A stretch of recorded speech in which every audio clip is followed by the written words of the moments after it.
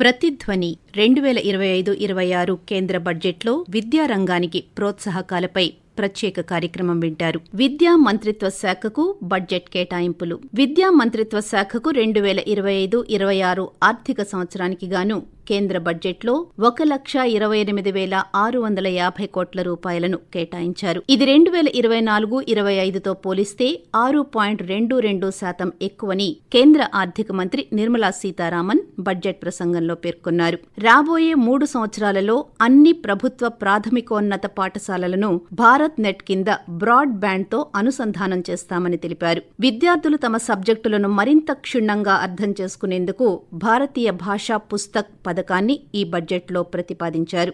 విద్యార్థులలో ఆవిష్కరణల స్ఫూర్తిని, శాస్త్రీయ దృక్పథాన్ని పెంపొందించడానికి రానున్న 5 సంవత్సరాలలో ప్రభుత్వ పాఠశాలల్లో 50,000 అటల్ టింకరింగ్ ల్యాబ్లు ఏర్పాటు చేయబోతున్నామని నిర్మలా సీతారామన్ ప్రకటించారు. 50,000 Atal Tinkering Labs will be set up in government schools in the next 5 years to cultivate the spirit of curiosity and innovation and foster a scientific temper among young minds. Broadband connectivity will be provided to all government secondary schools and primary health centers in rural areas under the BharatNet project.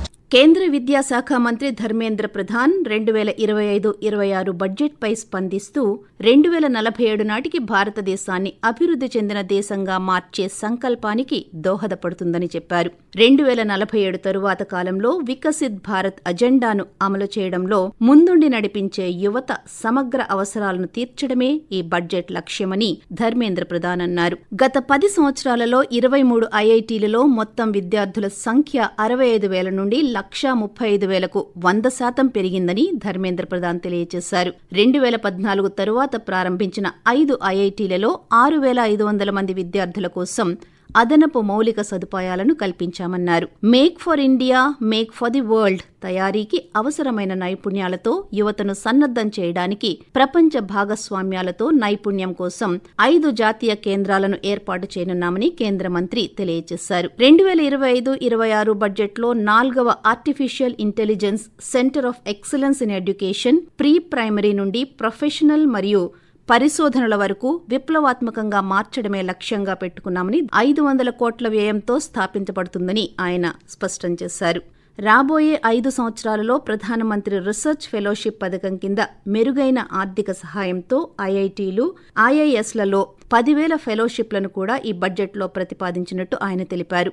విద్యా సంస్థలు, మ్యూజియంలు, గ్రంథాలయాలలో దేశీయ manuscript పరిరక్షణ కోసం జ్ఞాన భారత మిషన్ను ఏర్పాటు చేయనున్నామని మంత్రి తెలియజేశారు. పాఠశాల విద్య కోసం 2025-26 ఆర్థిక సంవత్సరానికి 78,572 కోట్ల రూపాయలను కేటాయించారు. స్వయం ప్రతిపత్తి సంస్థలైన కేంద్రీయ విద్యాలయ సంఘటనలో 9,503 కోట్ల రూపాయల బడ్జెట్ కేటాయింపులు చేశారు. 2024-25 ఆర్థిక సంవత్సరంతో పోలిస్తే ఈ ఆర్థిక సంవత్సరం బడ్జెట్ కేటాయింపులు కీలక విద్యా పథకాలైన సమగ్ర శిక్షకు 3,750 కోట్లు, పీఎం పోషణ్ కోసం 32 కోట్లు, పీఎం శ్రీకి 1,450 కోట్లు పెరిగాయి. 2025-26లో స్వయం ప్రతిపత్తి సంస్థలకు మొత్తం కేటాయింపులు 42,732 కోట్లకు పెరిగాయి. కేంద్ర విశ్వవిద్యాలయాల కోసం 16,691.31 కోట్లు, యూజీసీకి 3,335.97 కోట్లు, ఐఐటీలకు 11,349 కోట్లు, ఎన్ఐటీలకు 5,687.47 కోట్లు, డీమ్డ్ విశ్వవిద్యాలయాలకు 604 కోట్లు,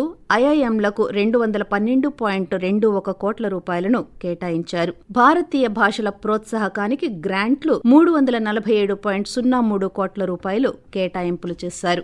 మీరింతవరకు ప్రతిధ్వని 2025-26 కేంద్ర బడ్జెట్లో విద్యారంగానికి ప్రోత్సాహకాలపై ప్రత్యేక కార్యక్రమం విన్నారు. రచన MLN మాధురి. సమర్పణ ప్రాంతీయ వార్తా విభాగం, ఆకాశవాణి విశాఖపట్నం కేంద్రం. వెలువడింది ఆకాశవాణి విజయవాడ కేంద్రం నుండి.